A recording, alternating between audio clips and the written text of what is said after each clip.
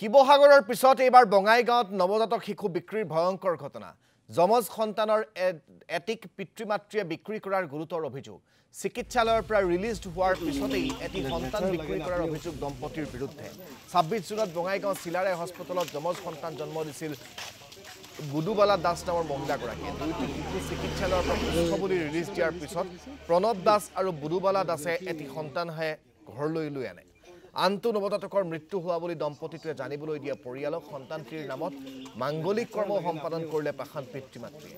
প্ৰণৱ দাস আৰু বুদুবালা দাসৰ কৰ্মকাণ্ডত সন্দেহ উপজাত শিশু সুৰক্ষা বিভাগত অভিযোগ দাখিল কৰে স্থানীয় এটা নাৰী সংগঠনে। এই অভিযোগৰ ভিত্তিত প্ৰণৱ দাসৰ ঘৰত অভিযান চলাই শিশু সুৰক্ষা বিভাগে, কিন্তু অভিযানকাৰী দলৰ উপস্থিতিৰ পূৰ্বেই পলায়ন কৰে অভিযুক্ত দম্পতিয়ে। ঘটনা সন্দৰ্ভত আৰক্ষী থানাত এক গোচৰো ৰুজু কৰিছে শিশু সুৰক্ষা বিভাগে। এই গোটেই বিষয়টো সন্দৰ্ভত জানিবলৈ আমি আপোনালোকক যোগী গোপালৈ এই মুহূৰ্তত লৈ যাব বিচাৰিছোঁ, য'ৰ পৰা খাদেমুল আমাৰ সৈতে সংযুক্ত হৈছে। খাদেমুল, মানৱ সমাজক জোকাৰি যোৱা এটা ঘটনা। পিতৃ-মাতৃক কিমান পাষাণ হ'লে এটি সন্তানক এইদৰে বিক্ৰী কৰি দিব পাৰে সেয়া ভাবিবও নোৱাৰি। আপুনি মই হয়তো সেয়া কল্পনাও কৰিব নোৱাৰোঁ, কিন্তু তেনে এটা ঘটনাই সংঘটিত হৈছে। তাৰপিছত তেওঁলোকে পলায়ন কৰিছে। গোটেই বিষয়টো মই আপোনাৰ পৰা জানিব বিচাৰিছোঁ।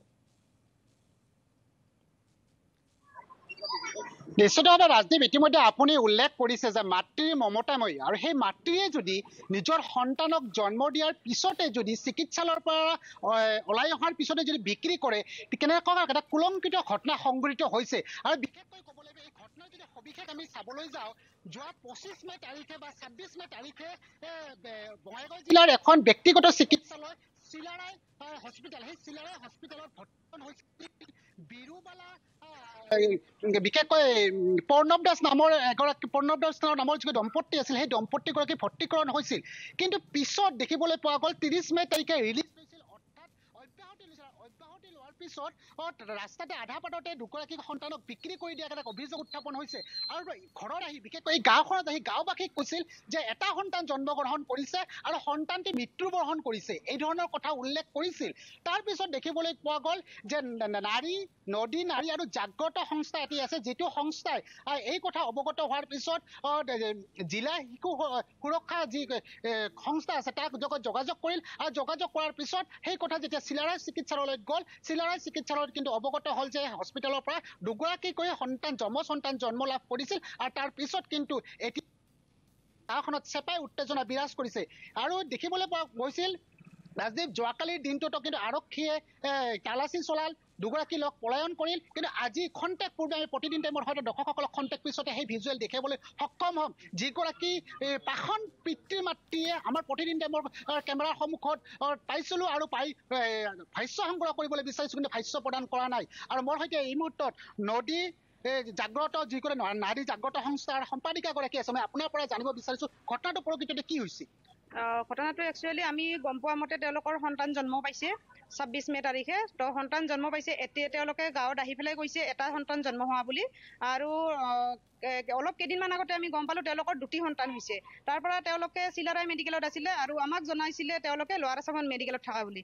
আমি যিটো গম পালোঁ, তেওঁলোকৰ চিলাৰায় মেডিকেলত আমি গৈ পেলাই নিজে অনুসন্ধান চলাওঁ, আৰু আমি গম পাওঁ যে তেওঁলোকে দুটি সন্তান জন্ম দিছে, এটি কন্যা এটি ল'ৰা।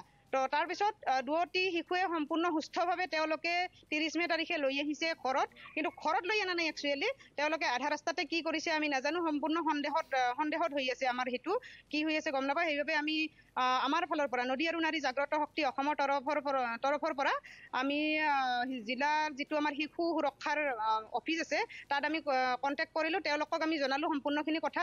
জনাৰ পিছত তেওঁলোকেও সম্পূৰ্ণ কথা চালি জাৰি চাই সম্পূৰ্ণ সত্য বুলি প্ৰমাণ কৰি তেওঁলোকে আৰক্ষীক জনাই, লগতে আৰক্ষীয়েও এতিয়া অনুসন্ধান কৰি আছে সম্পূৰ্ণ ঘটনাটো কি হৈ আছে। এতিয়ালৈকে আমি জানিব পৰা নাই ল'ৰা ছোৱালী দুইজন মানে কি হৈ আছে, শিশু দুটা কি হৈ আছে, এতিয়ালৈকে আমি জানিব পৰা নাই। ঘৰত ইয়াত দেখিবলৈ পোৱা গৈছিল ইয়াত আদ্যশ্ৰাদ্ধ অনুষ্ঠানৰ আয়োজন কৰিছিল, কেনেধৰণৰ আয়োজন কৰিছিল কি ক'ব। তেওঁলোকে মৃত্যু হোৱাৰ পিছত তেওঁলোকে মৃত্যু হোৱা বুলি কয়, আৰু 11 দিনত তেওঁলোকে এখন শ্ৰাদ্ধ পাতিছে, লগতে ভাগৱত পাঠ কৰিছে বুলি গম পাওঁ। আৰু বিশেষকৈ যমজ সন্তান লাভ কৰিছে। আমি চিকিৎসালয়ৰ লগত যেতিয়া যোগাযোগ কৰিছিলোঁ, চিকিৎসালয়ে কৈছে দুটাকৈ যমজ সন্তান জন্ম গ্ৰহণ কৰিছিল বা প্ৰসৱ হৈছিল, কিন্তু ইয়াত এটা সন্তান জন্ম হোৱা বুলি কৈছে, কি ক'ব। এইটোতো খুবেই দুঃখিত, মানে আমি নিজকে মাক হিচাপে মানে খুবেই লজ্জিত হৈছোঁ তাইৰ ঘটনা মানে গম পাই। মানে আমাৰ মাৰ যি মমতা তেওঁ সম্পূৰ্ণ বিক্ৰী কৰি পেলোৱাৰ আমি এটা হেৰি পাইছোঁ।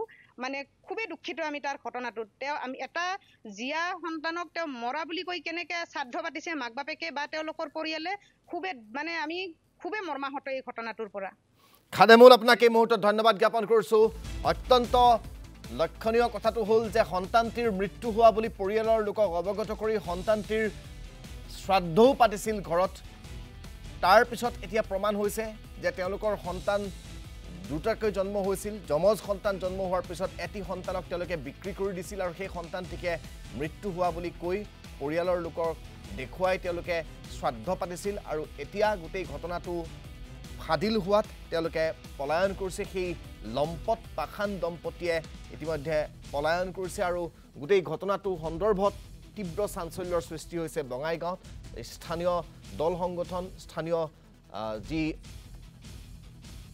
নাৰী নদী আৰু নাৰী নামৰ যিটো নদী আৰু নাৰী জাগ্ৰত শক্তি নামৰ যিটো সংগঠন সেই সংগঠনটোৰ প্ৰতিনিধিসকলে গোটেই বিষয়টো অতি